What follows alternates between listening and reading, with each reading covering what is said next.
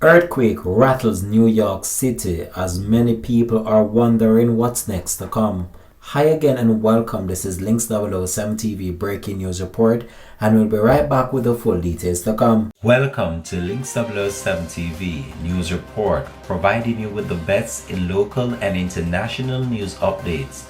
This is a place where you can get the most reliable and informative news information. Links 007 TV news report.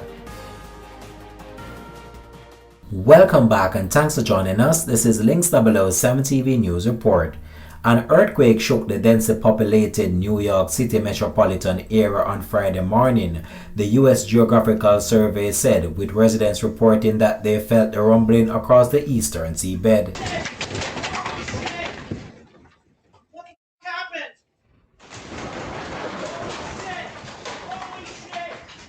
Holy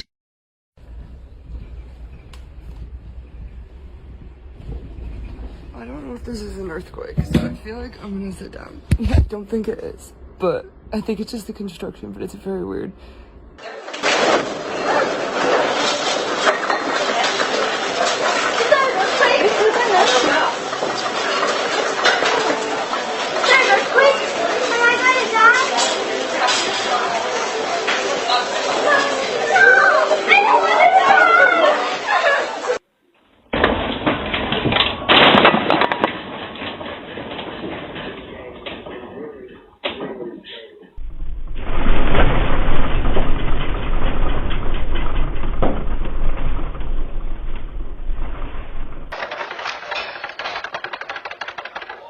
The agency reported that the quake had a preliminary magnitude of 4.7 and centered near Lebanon, New Jersey.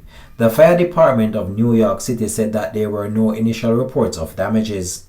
People in Baltimore, Philadelphia, and other areas also reported feeling the ground shaking.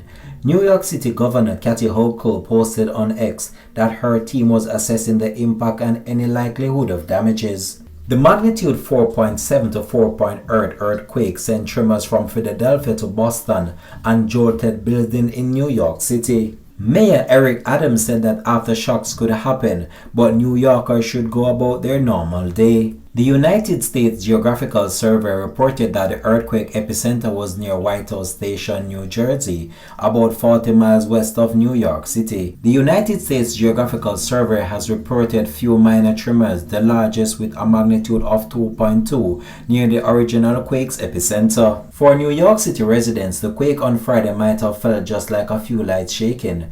But if a quake of a greater magnitude was to strike closer to the city, the risk and damage could be relatively high.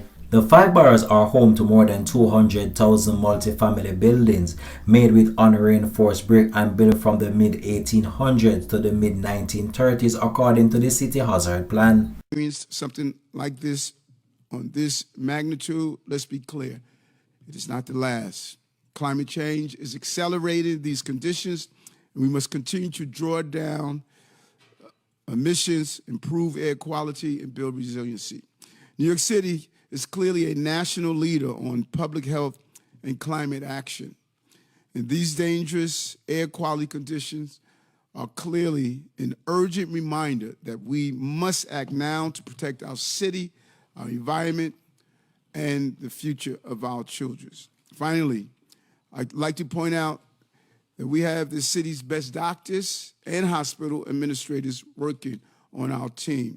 We have the best emergency management, the best climatologists, and many other skilled and dedicated people working for the city and helping make these decisions.